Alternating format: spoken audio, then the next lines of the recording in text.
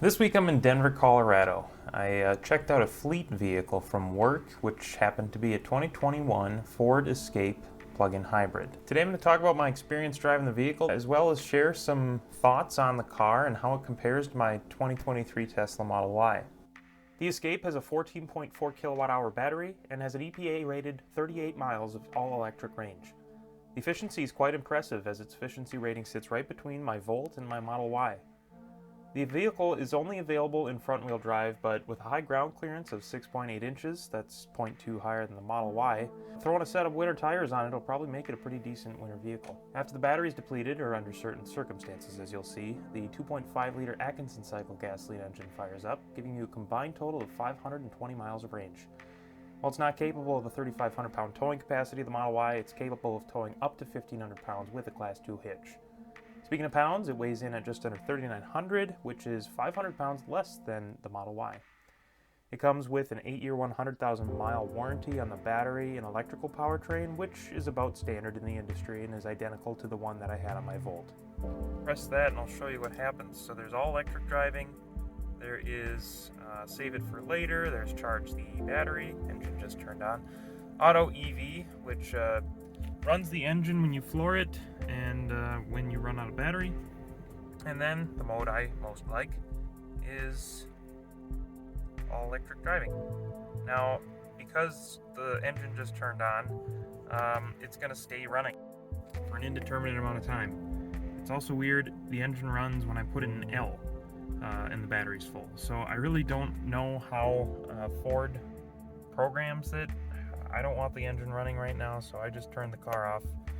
Gonna start it again, and gonna go to dinner, meeting up with a friend. While the lack of power and torque in EV Now mode leaves a little to be desired, the ride quality is nice and comfortable. The vehicle seems to glide over bumps a bit more gracefully than the Tesla, perhaps due to the lower curb weight. The halogen headlights in the 2021 model definitely aren't as good as the Matrix LEDs in my Tesla, but LED lights were introduced for the 2023 model year Escape. So I'm 6'2", but no problems fitting here in the back seat of the Escape. Rear heat, which is pretty nice there. Got a USB-A and a USB-C charging port. One thing a passenger did note when they were riding back here is there is no cup holder back here. Rather odd, but I guess that's just an attribute of this car. Let's take a look at the 2021 Escape Quick Reference Guide. It's interesting looking through here to see some of the similarities. Auto wipers, a feature that was found on the Tesla Model Y. Even auto hold by pressing this button. As you can see, I don't have my foot on the brake, and the car is holding us at the stoplight without any input from me. Now this particular car does not have wireless Android Auto, it requires the USB. There's a memory function, but of course you have to push a button.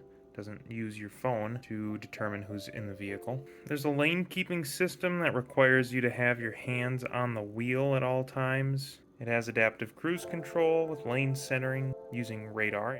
The charge port has a neat light ring around it that shows you how much charge you have in your vehicle. You can also define a starting and stopping based on a schedule or time of use in the car. And interestingly, this vehicle accepts 87 octane fuel, which is something that my Volt did not. My Volt required premium fuel, so the fact that this accepts 87 and up to E15 is certainly nice if you are using gasoline. So for my trip this week, I did 108 miles and 86 of them were electric, total for 129 miles per gallon. Pretty awesome.